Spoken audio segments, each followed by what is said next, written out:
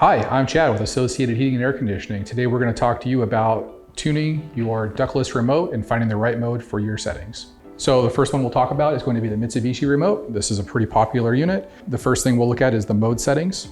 We're going to go between the modes that are on the far left-hand corner of the screen. Right now it is in the automatic feature. So we're going to hit mode to the next, which is the cooling, and then dry out, and then heating. Once you've gone down to the bottom, it goes right back to the top, which is back to the automatic feature. The next will be choosing your fan speed. This is the fan button here. It will control the automatic, which is where it's set now. Every time you push it, it will climb one stair step for fan speed. And then back to auto. So as far as changing your temperature on the remote, you have a down and you have an up. It's really just as easy as hitting the down a couple times, hitting the up, finding the temperature that fits your needs. The other thing to think about on these is the temperature on the remote is not always the same temperature that it may be in the room. It could be plus or minus 3 degrees of what your actual set point is. This is a good reference number, but I would never take it as a literal number of the room. There is a difference of temperature from up here, where it is checking the temperature, to down in the area where you're living.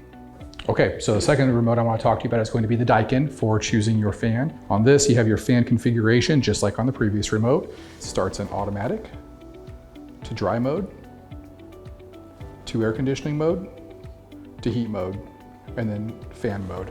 And of course, you still have your speeds. In this one, I believe you have 5 different speeds. So low, medium, high, high, and then ultra high, 5 modes. And then you're going to have back to auto again. So for the temperature, just as easy as up and down again, up and down. Again, only using the number as a reference number. It's more like a feels like number.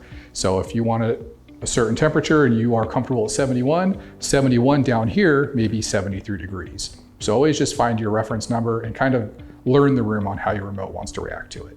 Thank you for watching. If you have any additional questions or comments, please feel free to drop them in the comment section below. And don't forget to like and subscribe for more tips.